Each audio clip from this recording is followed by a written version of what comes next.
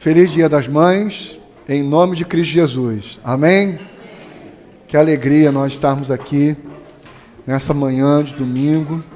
Queria louvar ao Senhor por cada mãe que aqui está, cada pessoa que saiu da sua casa, para vivenciarmos esse momento em família, esse momento em graça, esse momento em dádiva. Talvez você e eu nos esqueçamos que quem formou essa configuração da vida foi Deus. O Deus que nos criou a sua imagem, conforme a sua semelhança. Deus que é Pai, Deus que tem os seus aspectos maternos, Deus que tem os seus aspectos de filho, o Deus que se revela para nós, o Deus revelado nas Escrituras Sagradas, é um Deus família. Amém? Para nós, nosso Deus não é sozinho. Para nós, sozinho é uma condição maldita, porque a condição bendita é que os homens, é que os seres humanos vivam em família. Vivam em família. Por isso que Deus faz com que o solitário, aquele que vivia só, ele habite em família. Deus dá uma família para esse solitário. E a gente louva o Senhor por cada vez mais essa consciência está sendo formada em nosso coração. E nós, sem delongas, vou passar a palavra para meus irmãos aqui, e eu quero só orar com você, e a gente, em breves palavras, nós vamos nos delongar muito, para você ir para casa, comer aquela farofa com maionese, aquela farofinha com maionese, e vai comemorar aí com a sua casa, com a sua família, com o seu lar. Mas vamos orar ao Senhor em nome de Jesus. Pai, eu quero te louvar pelos meus irmãos, pelas minhas irmãs, e te pedir, ó Deus, para que nessa manhã o Senhor, com o teu Espírito Santo, possa criar em nós o ambiente necessário para abrigar a sua palavra, a sua semente de vida, para que todos nós, dia após dia, possamos desenvolver o Cristo que o Senhor semeou em nós, para que a gente viva os processos de transformações necessários da gravidez, para que a gente, ao envelhecer, não esteja deformado, porque o nosso corpo não sofreu as transformações necessárias para aninhar e abrigar uma outra vida. Muito obrigado, em nome de Jesus. Amém. Hoje não teve aquela introdução do pastor, então aí já ganhamos meia hora, mas aí vocês, em termos de horário, ficam tranquilos, mas nós aqui que não ficamos, sem a introdução do pastor, mas essa parte pula. Bom dia, feliz Dia das Mães. Mãe, é interessante, né? A gente vai conhecendo a palavra, a gente vai conhecendo o que o Pai Nosso tem a nos ensinar, e a gente entende que mãe não tem a ver só com uma posição social de uma pessoa. Mãe é uma condição de natureza que o Pai deu, e por isso ser mãe é uma dádiva, é misericórdia, graça, e é privilégio nesse tempo de mãe. O pastor começou falando sobre a dádiva de Deus, sobre essa graça, que é Deus quem faz, é Deus quem coloca. Eu queria ler, só como uma introdução de palavra, o Salmo 113, que diz assim: Aleluia, louve ao Senhor, aleluia, louvem, ó servos do Senhor, louvem o nome do Senhor, seja bendito o nome do Senhor, desde agora e para sempre. Do nascente ao poente, seja louvado o nome do Senhor. O Senhor está exaltado acima de todas as nações, e acima dos céus está a sua glória. Quem é como o Senhor, o nosso Deus, que reina em seu trono nas alturas, mas se inclina para contemplar o que acontece nos céus e na terra? Ele levanta do pó o necessitado e ergue do lixo o pobre, para fazê-los sentar-se com os príncipes do seu povo. Dá um lar à estéril e dela faz uma feliz mãe de filhos. Aleluia, aleluia. Feliz Dia das Mães. Irmãos, seremos breves, como o pastor já mencionou aqui, mas eu queria trazer uma breve palavra, até um pouco diferente do que eu tinha pensado durante a semana para trazer, mas eu creio que Deus colocou isso no meu coração e é o que eu pretendo trazer aqui. Essa semana, acredito que, como a questão da mídia está fluindo muito rápido na vida, né? Uma coisa que acontece ali, a gente sabe instantaneamente. Então, eu acredito que, pelo menos a maioria de nós aí, e eu quero trazer essa palavra assim, especialmente para as mães, por conta do dia de hoje, acredito que vocês mães, ou a maioria de vocês mães, tenham visto esse vídeo de uma mãe espancando uma filha de 3 anos. Me parece que é daqui de Piabetá, me parece que é de Magé, inclusive. Uma mãe que ela espanca essa criança. Eu não assisti o vídeo, porque eu não tenho estômago para isso, mas nos comentários ali, né, que as pessoas indignadas fizeram esse comentário, ali ela espanca, ali ela queima com cigarro o rostinho da criança, ali ela faz barbaridades, inclusive urina em cima dessa criança e por aí vai. Eu acredito que muitas de vocês tenham visto esse vídeo. Se não viram também, que bom, que isso não é nada agradável. Essa mãe, esse fato, ele realmente é estarrecedor, é indignante, é tudo isso. Essa mãe merece todo o direito que a lei possa vir sobre ela, de ser presa, com todo o rigor da lei, tranquilo.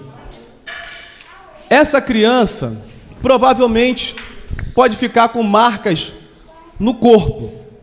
Essa criança pode ficar com marcas no corpo, pode ficar com feridas.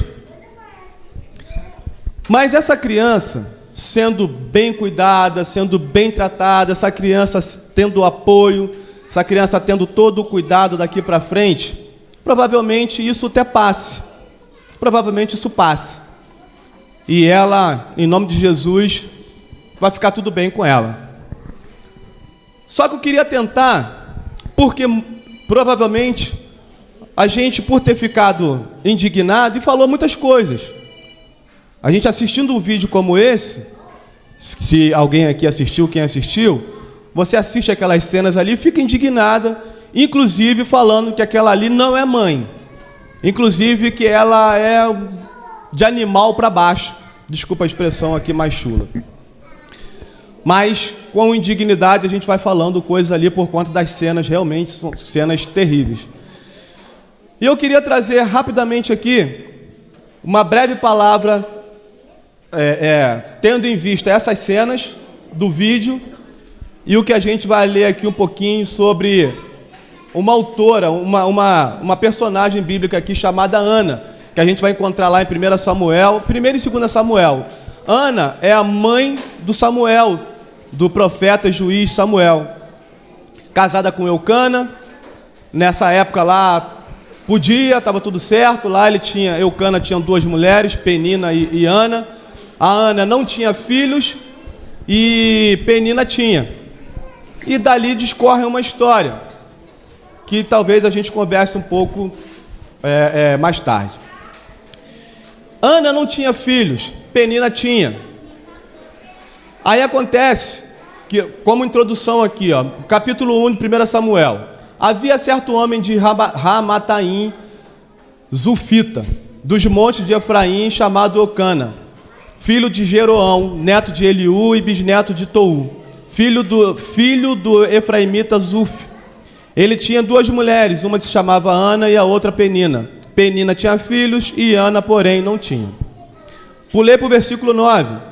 Certa vez, quando terminou de comer e beber em Siló, estando o sacerdote Eli sentado numa cadeira junto à entrada do santuário do Senhor, Ana se levantou e com a alma amargurada chorou muito e orou ao Senhor. E fez um voto dizendo: ó Senhor dos exércitos, se tu deres atenção à humilhação de tua serva, e te lembrares de mim, e não te esqueceres de tua serva, mas lhe deres um filho, então eu o dedicarei ao Senhor por todos os dias de sua vida, e o seu cabelo e sua barba nunca serão cortados. Vou lá para o versículo 20.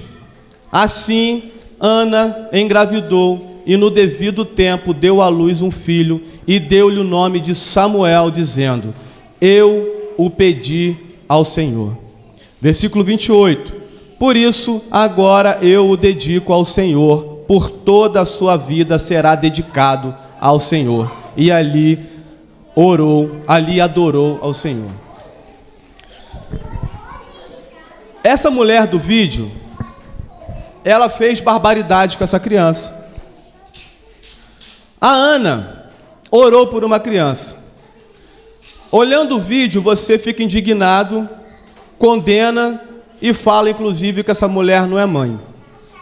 Mas, provavelmente, a pior ferida que a gente pode deixar nos nossos filhos, não necessariamente seria as feridas no corpo, como essa mulher deixou. A pior ferida que você poderia deixar nos seus filhos é achar que os seus filhos são da sua capacidade, da sua autossuficiência, da sua habilidade, do seu planejamento. Isso você vai imprimir no seu filho tudo isso que você tem no seu entendimento, no seu pensamento, e você vai torná-los filhos ansiosos, filhos sem identidade, filhos sem conhecer a sua origem e seu destino. Feridas na carne passam. Feridas na alma podem ficar eternamente. Feridas na alma que machucam nossos filhos é matar sua infância com consciência, com ideias e com palavras e com roupas e acessórios que não condizem com a sua identidade. Talvez você não fira seus filhos na carne, mas se você, dessa forma, conduzir seus filhos, você vai deixar feridas na alma. É distraí-los com coisas para tentar justificar sua ausência. Você pode deixar feridas no teu filho, nos teus filhos. É você achar que por conta do que você está dando, você vai justificar a sua ausência, que na verdade o que os filhos precisam é da sua presença. O que teus filhos precisam é de uma mãe que acolhe, de uma mãe que cuida, de uma mãe que orienta. A Ana, ela orou ao Senhor, mas ela não orou como um filho, para ter filho da sua capacidade, da sua autossuficiência. Ela não orou para ter um filho como um produto, mas ela orou e pediu ao Pai um filho com a plena convicção de quem era o filho dela. Deixa eu fazer um adendo aqui. Todo mundo já ouviu falar daquela expressão de Descartes? Penso, logo existo. Lembra disso? Que surgiu ali no meio da crescente do racionalismo humano. O pessoal lembra disso?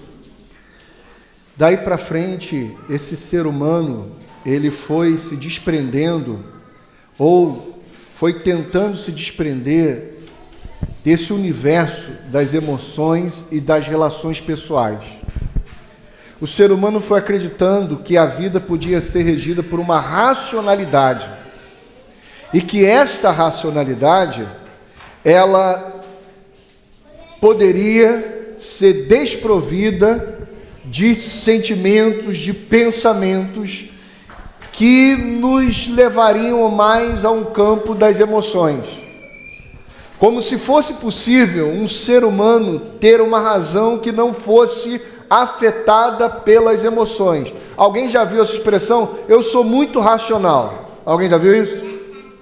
Alguém já ouviu falar, um homem falar isso dentro de casa? Não, eu sou muito racional e a mulher é mais emocional. Já viu isso? A gente pensa que esse massacre todo, às vezes, em cima da mulher e tudo mais, é algo lá de trás, mas cresce muito na época do racionalismo. Cresce muito a partir daí. E por que eu estou dizendo isso? Porque as mulheres, elas foram dadas, foram entregues para a humanidade para trazer para nós uma dimensão de mistério. As mulheres foram trazidas pela humanidade para revelar uma dimensão da vida que é uma dimensão de mistério, que é uma dimensão daquilo que a gente não controla e que a gente não consegue entender, mas que aquilo está lá e faz parte e é extremamente saudável e extremamente de vida. Por exemplo, quando Deus foi formar a mulher, aonde o homem estava? E o que ele estava fazendo? O homem estava dormindo. O homem estava lá dormindo. Ele estava dormindo. Da onde Deus tirou aquela mulher? Da onde? Da costela dele.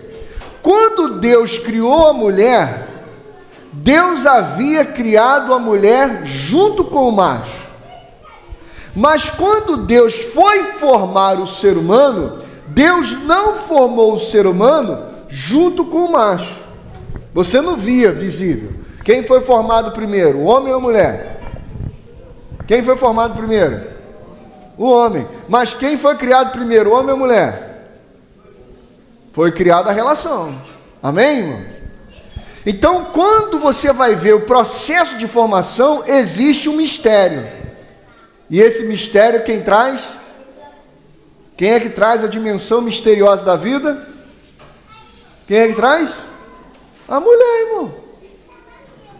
Porque o macho está lá. Se eles dois foram criados juntos, mas na hora de formar, ela não aparece, aonde estava a mulher o tempo todo? Os dois foram criados juntos. Aí Deus vai formar. Na hora de formar, ela não aparece, mas ela está lá, porque os dois foram criados juntos. Aonde estava a mulher o tempo todo, antes de Deus formá-la? Estava onde? Aonde que ele estava? No homem. Isso era um mistério. Então a mulher é um mistério. Por isso que ninguém consegue entender. O mistério. E por que eu estou dizendo isso? Porque nesse campo do racionalismo, as mulheres estão crendo que para elas ocuparem seus lugares na vida, elas precisam ser desprovidas do seu campo de quê? De mistério, de pessoalidade, de relacionamento. Por exemplo, quem construiu essa sociedade até uns 30, 40, 50 anos atrás, irmão? E a gente herdou isso. Quem foi? A sociedade era de forma majoritária conduzida por quem? Por homens. Por homens. As mulheres entraram no mercado de trabalho, mas entraram ocupando os lugares de quem? Dos homens. E passando a pensar tal qual quem? Homem. Homem. E isso foi trazendo, irmãos, uma deformidade. Por quê? Porque nós, irmãos, estamos aqui, homens e mulheres, para sermos lembrados uns pelos outros que existe uma dimensão da vida que é mistério. Eu e Patrícia encaramos a mesma situação de forma diferente. Eu vou por um lado, com uma forma de pensar, de uma maneira de pensar, Perdão, uma maneira de pensar que é a mesma dela, mas a forma dela é uma forma feminina e a minha forma é masculina. E eu preciso ouvi-la nas formas que cabem a ela, que são o quê? Feminina.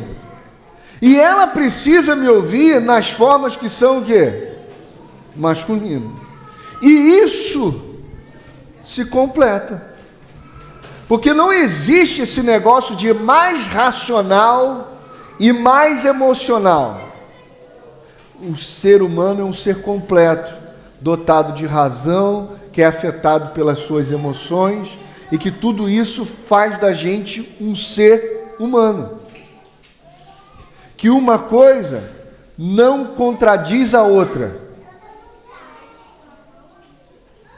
Por isso, hoje nós vemos mulheres com cabeças de homens, achando que estão ocupando o seu lugar na sociedade, mas na verdade elas estão se deformando. Por exemplo, a gravidez deforma um corpo ou transforma um corpo? A gravidez transforma o corpo. Amém? A gravidez é um processo criado por Deus? Sim. E muitas mulheres hoje não querem viver o seu processo de transformação. E por não quererem viver o seu processo de transformação para gerar filhos, elas estão vivendo um processo de deformação. Quer ver? Tem mulheres, irmãos, que você olha para a cara e você não sabe se é uma nádega ou se é um rosto. Está entendendo o que eu estou falando? Né? Você não sabe. Não sabe. Você não sabe se aquilo é um seio, se é um airbag, ou sei lá o que é aquilo. Por quê? Você vai olhando a pessoa, ela vai sendo deformada. Porque ela foi esquecendo que dentro do processo da maternidade existe uma transformação. Todos nós, irmãos, para sofrermos o processo de transformação necessário para assumirmos o nosso lugar, todos nós vamos precisar se submeter àquilo que Deus deseja de nós, e o que Deus deseja de nós é que a gente seja transformado em nosso entendimento. Caso contrário, nós vamos ser deformados. Há muita gente sofrendo uma deformação porque nunca quis viver o processo de transformação do seu aspecto maternal.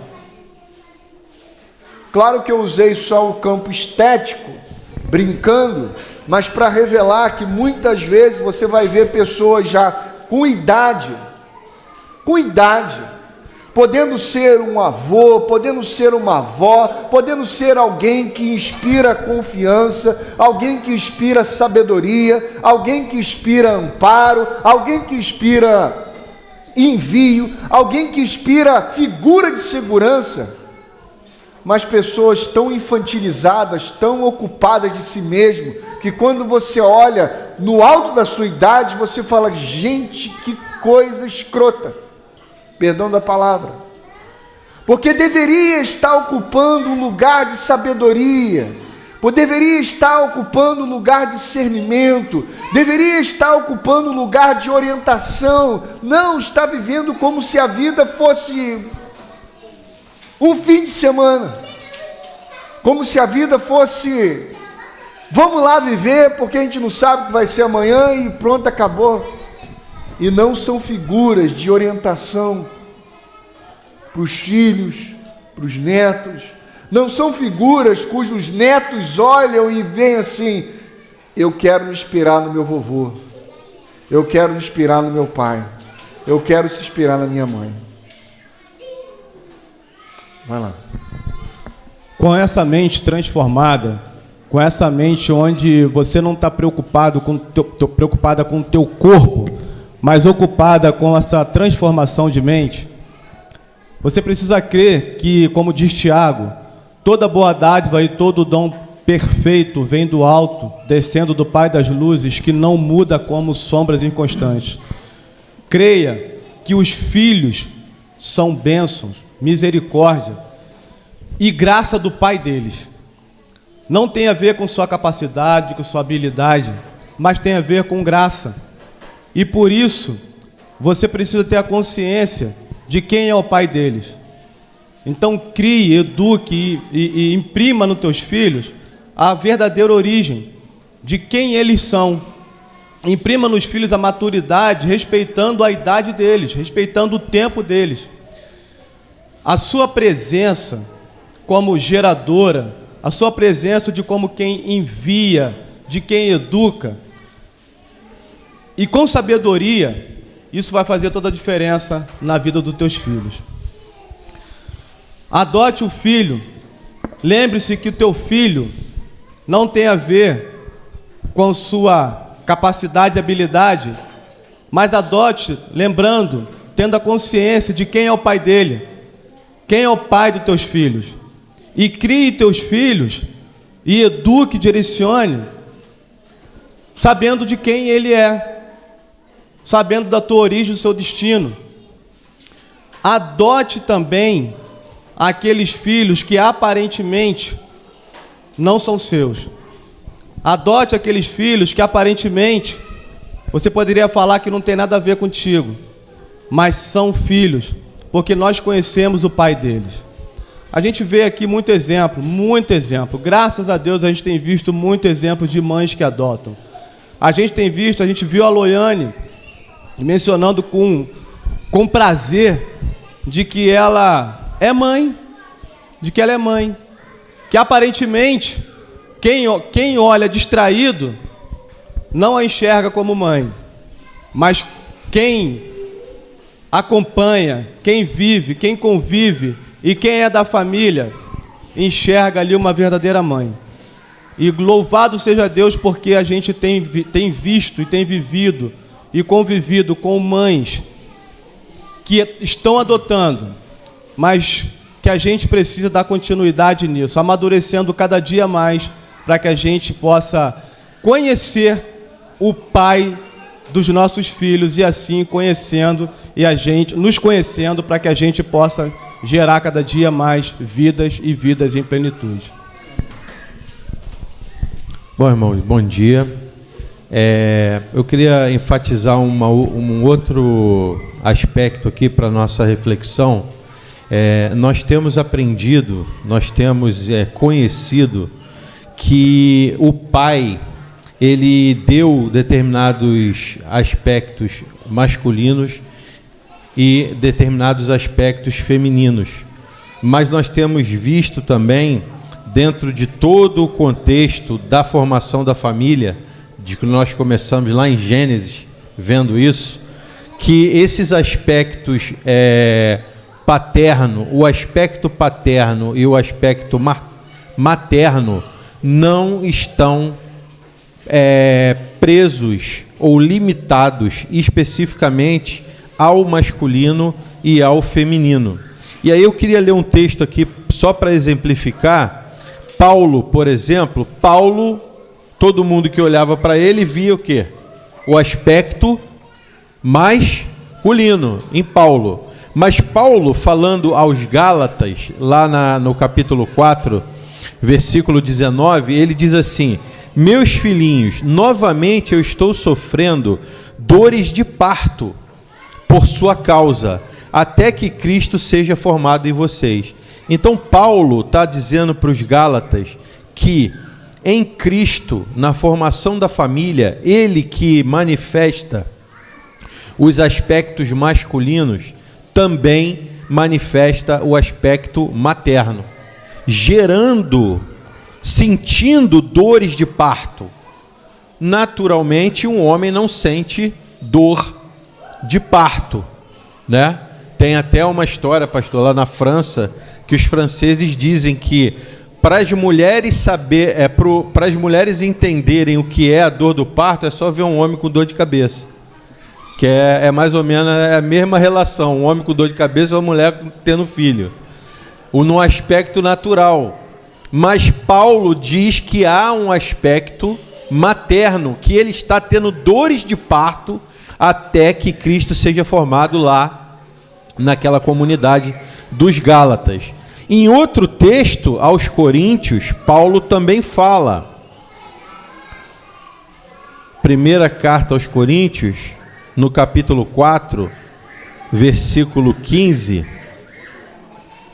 ele diz: embora possam ter 10.000 tutores em Cristo, vocês não têm muitos pais, pois em Cristo eu mesmo os gerei por meio do Evangelho. Então ele também está dizendo que ele gerou por meio do Evangelho. Então o aspecto materno, ele também pode ser experimentado pelo masculino, por nós que temos o aspecto masculino. Isso precisa estar bem nítido na nossa mente. Isso precisa estar cada dia mais entendido por nós. Cada dia mais entendido por nós. Por isso, aí agora eu quero usar um exemplo feminino, um aspecto feminino que está aqui no nosso meio, aqui muito evidente, que vai mostrar o caráter paterno de modo inverso. Por exemplo, a avó Loide, a avó de Timóteo. O texto deixa bem claro, eu vou ler aqui Atos, capítulo 16, vamos relembrar aqui quem é Timóteo, para a gente ver isso de uma maneira mais evidente. Atos capítulo 16, a partir do 1, diz assim: chegou a Derbe e depois a Listra, onde vivia um discípulo chamado Timóteo. Sua mãe era judia convertida e seu pai era grego. Os irmãos de Listra e Icônio davam bom testemunho dele. Paulo, querendo levá-lo na viagem, circuncidou-o por causa dos judeus que estavam naquela região, pois todos sabiam que o seu pai era grego. Então vamos lá. Quem era Timóteo? Timóteo era filho de uma judia e de um grego. E Timóteo, todos nós sabemos, na expansão do evangelho e na construção da família, ele teve um papel fundamental. E quem teve um papel fundamental na vida desse jovem Timóteo? A sua avó, Loide. Tem vó aqui? Tem vó aqui? Levanta a mão aí, quem é a avó aí? Levanta a mão aí. Tem Timóteo aqui também? Pastor, tem Timóteo aqui na embaixada? Tem Timóteo aqui nas mensageiras? Tem Timóteo nas mensageiras, não é? Por exemplo, a nossa embaixada, cadê a Tainá? A Tainá ia lá na embaixada, né, Tainá? Tainá ia na embaixada. Qual o problema disso? Nenhum, não é? Então nós temos Timóteos e temos Loide aqui na PIB do Vale. Mas como que era o pensamento e a maneira como a Loide se portava? Loide, aí eu vou ler lá, vamos lá em 2 Timóteo, no capítulo 1, 2 Timóteo 1, versículo 5, recordo-me da fé não fingida, que primeiro habitou sua avó Loide e sua mãe Eunice. Então, presta atenção, quem transmitiu a fé para Timóteo? Quem foi que transmitiu a fé para Timóteo? Responde aí, pastor, quem transmitiu a fé para Timóteo? Quem transmitiu a fé para Timóteo, Elivander? A avó e a mãe. A avó e a mãe. A avó e a mãe. E lá, lembra que a gente leu agora o texto de Atos? Quem era a família de Timóteo? Era uma mãe judia e um pai grego. Pode ser, vamos aqui colocar, não tem muitos detalhes aqui no texto sobre isso, pode ser que esse pai grego do Timóteo fosse um pai como? Um pai mais ou menos, né, pastor? Um pai mais ou menos. Só que a mãe e a avó de Timóteo não ficaram lá, ai, tadinha de mim, né? Eu aqui tenho tanta necessidade e preciso de alguém para cuidar de mim. Lembra que Erivander falou aqui sobre Ana?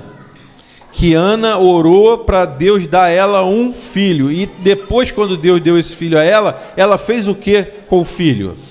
Ela pegou e consagrou a Deus, não é isso? Aqui a gente vê a avó Loide e a mãe Eunice fazendo o que com Timóteo? Timóteo não era aquele netinho da vovó que ficava, né? Bota 3 casacos no garoto, não deixa o menino sair de noite porque está serenando. Ela era o quê? O texto diz aqui que quem transmitiu a fé para Timóteo foi essa mãe e essa avó. Então Timóteo não virou um Timotinho da vovó. Timóteo virou quem? Aliás, Timóteo revela. O que foi revelado para Timóteo? Você é um filho, você é um pai. E Timóteo foi adotado depois por Paulo, né? Paulo considera Timóteo seu filho na fé, porque faltou ali talvez o pai grego lá do Timóteo, né? Só que elas não ficaram olhando com aquela tristeza ou com aquela pena de quem agora estamos aqui sozinha, eu e sua mãe e a vovó, e agora Timóteo, o que a gente vai fazer? Não ficaram assim. Elas foram mulheres, elas foram mães, elas foram avós que entregaram, elas enviaram, elas deram a direção, elas deram a vocação, elas deram um sentido. E isso, à primeira vista, era um aspecto, o quê? Masculino. Então, nós podemos ver que a ausência masculina ou do aspecto masculino desse pai grego de Timóteo pode ser discutido, mas a ausência paterna nunca houve. Porque a presença paterna em Timóteo veio através de quem? Da sua mãe e da sua avó. Então é isso. Para a gente encerrar aqui, em nome de Jesus, uma pessoa bem resolvida, ela consegue manifestar, um homem, um macho bem resolvido, ela consegue manifestar aspectos maternais, tal como Paulo. Eu brinquei com alguns homens e falei assim, feliz Dia das Mães. E provavelmente muitos homens não entenderam. Mas se são homens de Deus, com certeza ele está sofrendo dores de parto até que Cristo seja gerado em alguém que ele está trabalhando. Por outro lado, a avó e a mãe de Timóteo não tiveram a figura masculina presente na educação. E elas poderiam se vitimizar. Elas poderiam, mas meu marido não me ajudou, se eu tivesse um marido seria mais fácil. Se meu marido apoiasse, seria mais fácil. Não se vitimizou. Elas, enquanto mulheres, revelaram a paternidade para o Timóteo. Você entende? O que a gente quer dizer aqui, nesse aspecto aqui? Irmãos, tanto a maternidade quanto a paternidade não diz respeito a ser macho ou ser fêmea. Diz respeito em conhecer quem Deus é e quem nós somos e o que nós estamos fazendo aqui para revelar. Então, nesse Dia das Mães, a minha palavra para você, que talvez é uma mãe que não tem uma figura de um homem que te apoie, fique em paz, minha irmã. Continue revelando, não se vitimize.